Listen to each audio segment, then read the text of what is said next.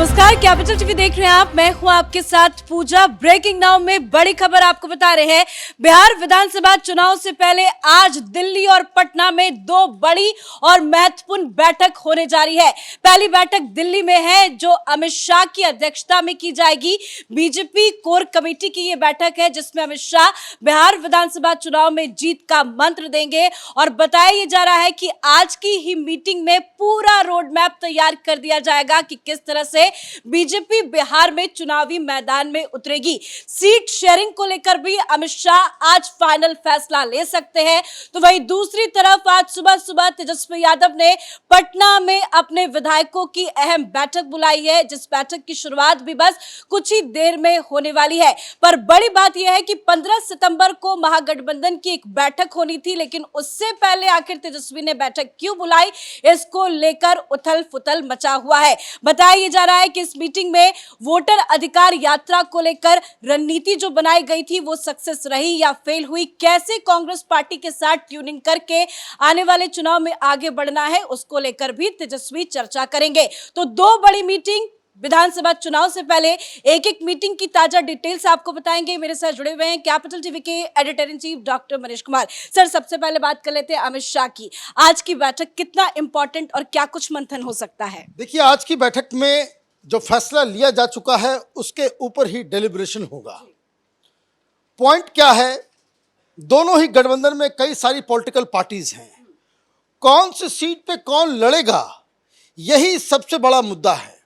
Bharatiya Janata party, JDU, हम और चिराग पासवान की तरफ से, और उसमें उपेंद्र कुशवाहा भी हैं, तो वो सारे लोग बाकायदा इस बात के लिए एग्री कर चुके हैं कि कितनी कितनी सीटों पे कौन लड़ेगा। तो वो सारी चीज़ें खत्म हो गई और जो जानकारी आ रही है कि तमाम पॉलिटिकल पार्टीज ने अपने अपने हिसाब से कि कौन कौन किस सीटों के ऊपर उनकी दावेदारी है, वो तमाम चीज़ें लेकर बैठेंगे। और भारतीय जनता पार्टी जब इस तरह का टिकट डिस्ट्रीब्यूशन करती है, जब चीज़ें बिल्कुल ही कॉर्डियल होता है, तो चाहे वो चिराग पासवान हो, चाहे वो जेडीयू हो, चाहे बीजेपी हो, आजकल एक नया ट्रेंड है राजनीति में कि राजनीतिक कार्यकर्ताओं के महत्व को साइड करके सर्वे एजेंसियां अलग अलग जगहों से जो फीडबैक देती है कि यहाँ बीजेपी का ये उम्मीदवार, ये माहौल, ये मुद्दा, ये नैरेटिव, इस वजह से तो हर पार्टी उस हिसाब से अपनी दावेदारी को पेश करती है। अब मामला कॉर्डियल रहा तो आराम से फैसले हो जाते हैं। तो एनडीए की तरफ इस तरह की कोई खबर नहीं आ रही है कि कहीं कोई, क्योंकि अभी कुछ दिन पहले ही नीतीश कुमार दिल्ली होकर के आए, सारी चीज़ें उस मीटिंग में तय हो चुकी थी और अब अलग अलग रणनीति, अलग अलग प्लान उसके ऊपर और नई नई जिम्मेदारियां लोगों को दी जाएगी, जिसके बारे में आज दिल्ली में अमित शाह बैठक कर रहे हैं। बात कर लेते हैं कि पटना में तेजस्वी ने अचानक से क्या हो गया कि सुबह सुबह वो ये फरमान जाहिर कर देते हैं कि भाई जल्दी आइए, बैठक करनी है, इंपॉर्टेंट मुद्दे पे चर्चा होना है। आज की मीटिंग तेजस्वी यादव की क्या है मुद्दा, क्या रणनीति बनाएंगे तेजस्वी? देखिए, ये जो वोटर अधिकार यात्रा हुआ, इसमें आरजेडी का एक बड़ा धड़ा, जो तमाम सीनियर लीडर्स हैं और आरजेडी का जो थिंक टैंक है, वो ये कह रहा है कि it was waste of time. Rahul Gandhi ने अपना चेहरा चमकाया और वो वहाँ से चले गए, और उसके बाद हाइड्रोजन बॉम्ब और पता नहीं क्या क्या, और दिल्ली मीडिया ने राहुल गांधी की ही सिर्फ बात की। तेजस्वी यादव का चेहरा जो इस चुनाव में मुख्यमंत्री के रूप में उनको पेश करना है, ये कांग्रेस पार्टी हिचक भी रही है और उस हिसाब से उनको उतना महत्व नहीं दिया गया। तो इसको लेकर के एक चिंता।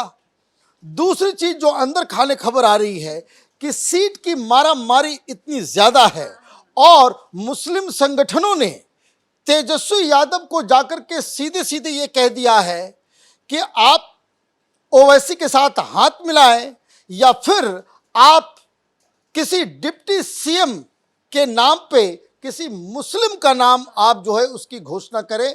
तो कई सारी चीजें हैं कि आरजेडी के अंदर सीट शेयरिंग को लेकर के, क्योंकि आरजेडी का संगठन हर चुनाव क्षेत्र में हर जगह उसके 3-4 प्रोमिनेंट लीडर जो चुनाव लड़ सकते हैं।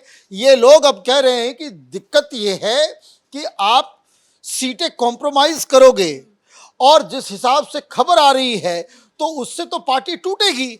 तो इसलिए ये अचानक से जो बैठक 15 तारीख को होनी थी उसमें क्या फीडबैक पार्टी की तरफ से कहाँ कहाँ नुकसान हो सकता है, कहाँ कहाँ क्या हो सकता है, इसको एसेस करने के लिए ये मीटिंग बुलाई गई है। सबसे बड़ा मुद्दा, किस वोटर अधिकार यात्रा से तेजस्वी यादव को क्या हासिल हुआ। सारे लोग यही कह रहे हैं आरजेडी के अंदर कि इससे तेजस्वी यादव का पर्सनली और आरजेडी के कैंपेन को बहुत बड़ा नुकसान हुआ। हम लोग युवाओं का मसला उठा रहे थे, हम लोग क्राइम का मसला उठा रहे थे, नीतीश कुमार के ऊपर हम डायरेक्ट काम कर रहे थे, उनको बीमार हैं, भूलने की बीमारी है। हमारा कैंपेन बहुत ज़्यादा धारदार था, लेकिन इस वोटर अधिकार यात्रा की वजह से ये धार हमारे पूरे कैंपेन का खत्म हो मतलब गया। जो मुद्दे थे आरजेडी की तरफ से वो पूरा मुद्दा डाइवर्ट हो गया और राहुल गांधी वही चुनाव आयोग और वही हाइड्रोजन बम, एटम बम, इसी में घूमते फिरते नजर यस, तो ये तो एक पहला मुद्दा। दूसरी चीज कि भाई इसको कैसे काउंटर किया जाए, क्योंकि अब तो सीटों की डिमांड हो रही है।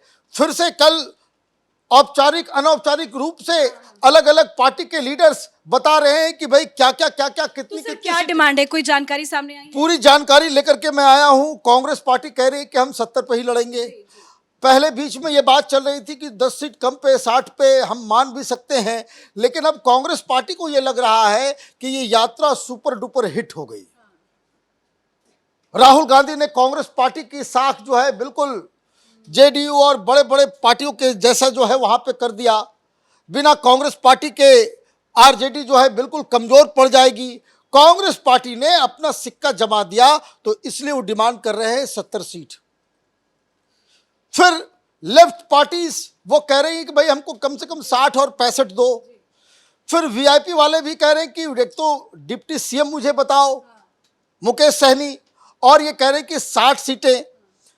फिर ये जो चिराग पासवान के चाचा जी हैं पशुपति पारस, वो भी इधर आ गए, तो उनके बारे में भी कहा जा रहा है कम से कम 10 सीटें जो है दी जाएगी। लेकिन कांग्रेस पार्टी की तरफ से ये कहा जा रहा है, लेफ्ट पार्टी की तरफ से ये कहा जा रहा है कि अगर आपको लाना है तो आप लेकर के आ जाएं, जिसके ऊपर आरजेडी की सहमति है, लेकिन आप अपने कोटे से उनको दें, आप अपने कोटे से उनको दें।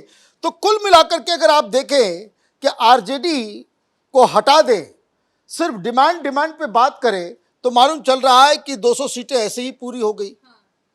मतलब बाकी बचे 43 सीटें, तो सिर्फ 43 सीटों के ऊपर आरजेडी लड़ेगी? बिल्कुल नहीं लड़ेगी। पिछली बार आरजेडी 144 सीटों पे लड़ी, 144 सीटों पे लड़ी। तो इसका मतलब क्या है कि इधर के जो घटक दल हैं, जो अलायंस पार्टनर्स हैं, उनको कौन कौन सी सीटें दी जाए, कहाँ कहाँ छोड़ा, क्योंकि ये जो जीता हुआ 75 वो तो लड़ेंगे ही लड़ेंगे। जहाँ जहाँ सेकंड आया वहाँ वहाँ भी उसकी दावेदारी होगी। ये आरजेडी की तरफ से ये कहा जा रहा है, और इसके लिए ये जो आज की जो बैठक है वो इतनी इंपॉर्टेंट है कि ऐसा भी हो सकता है कि इस 15 तारीख को सीट बंटवारे के ऊपर कोई फॉर्मूला नहीं निकला तो फिर ये महागठबंधन टूट फूट सकता है, ऐसी खबर आ रही है। लेकिन सिर्फ दिक्कत एक नहीं है ना, सीट शेयरिंग को लेकर तो खींचतान है, लेकिन मुख्यमंत्री चेहरे को लेकर भी बवाल है। तेजस्वी तो कहीं पीछे हटते नजर नहीं आ रहे हैं और राहुल गांधी हाँ में हाँ भी नहीं मिला रहे हैं। वो दिक्कत ये है, कांग्रेस पार्टी की इसको कह सकते हैं कि प्रेशर पॉलिटिक्स है कि आपका नाम हम एक्सेप्ट कर लेंगे। भाई कोई दूसरा नाम नहीं है, कांग्रेस पार्टी के पास कोई दूसरा नाम नहीं है, हम आपको एक्सेप्ट कर लेंगे, लेकिन हमें 70 सीट दो उसके बाद। और अगर आपने कहा कि भाई 40 पे लड़ो, क्योंकि जो टेक्निकल कैलकुलेशन जो आ रहा है, क्योंकि आप देखिए पिछली बार लेफ्ट पार्टीज को आपने 29 सीटें दी, वो 16-16 सीटें जीत गया, 16-16 सीटें जीत गया। दो स्ट्राइक रेट की जो बात होती है, सीपीएम 4 सीटों पर लड़ी, 2 सीट जीत गई, सीपीआई 6 सीटों पर लड़ी, 2 सीटों पर जीत गई, और सीपीआई एमएल वो 19 सीटों पर लड़ी और 12 सीटें जीत गई। और कांग्रेस पार्टी 70 सीटों में पिछली बार लड़ी थी और 19 सीटें ही जीत पाई। तो सबसे खराब स्ट्राइक रेट किसका हुआ? कांग्रेस पार्टी का। अब कांग्रेस पार्टी ये कह रही है कि नहीं, राहुल गांधी ने इतना मेहनत किया, अब तो हमारा 70 बनता है। अब सवाल बड़ा ये है कि आरजेडी बैठक इसलिए कर रही है क्योंकि आप तो देख रहे हो कि भाई कोई राजनीति में कोई किसी का दोस्त नहीं होता, कोई परमानेंट दुश्मन भी नहीं होता, दोस्त भी नहीं होता कि कहीं कांग्रेस पार्टी ये दांव खेल जाए कि भाई हमारा जो जो राज्य का अध्यक्ष है वही हमारा मुख्यमंत्री का चेहरा हो जाए, अलग आप कॉम्बिनेशन बना लो। क्योंकि ये भी खबर आ रही है कि कांग्रेस की बातचीत प्रशांत किशोर से भी चल रही है, आम आदमी पार्टी से भी चल रही है कि अगर इधर सीटें उस मुताबिक नहीं मिले तो फिर हम कोई दूसरा गठबंधन भी क्रिएट कर सकते हैं। सहमति अगर नहीं बनती है, अगर तेजस्वी थोड़ी देर के लिए मान भी जाए कि चलो ठीक है आपको मुख्यमंत्री का चेहरा घोषित कर देते, लेकिन बाकी के विधायक थोड़ी ना मानेंगे, उनके पास तो ऑप्शन होगा, वो तुरंत पार्टी बदल लेंगे, चुनाव में अभी वक्त भी है। यही दिक्कत है आरजेडी के लिए, क्योंकि तेजस्वी यादव इस बात को समझ रहे हैं कि वो कोई लालू यादव नहीं है कि अकेले एक इलाके में घूमे और अपनी तरफ जो है सारा जो है एंटी बीजेपी वोट जो है आप अपने कब्जे में आप ले लिए। इस तरह का कद तेजस्वी यादव का नहीं है। तेजस्वी यादव कोई गंभीर नेता है, वो उस तरह से अभी अपने आप को साबित नहीं कर सके हैं। तो ये जो उलट फेर का जो मसला है, क्योंकि आप पहले तो आप ये चाहते हो कि भाई तेजस्वी यादव को सर्वमान्य नेता बनाया जाए, लेकिन आप वो उस तरह का रिस्पेक्ट उनको देते नहीं हो। आप इतनी बड़ी यात्रा करते हो, वहाँ उनको साइड हीरो बना देते हो।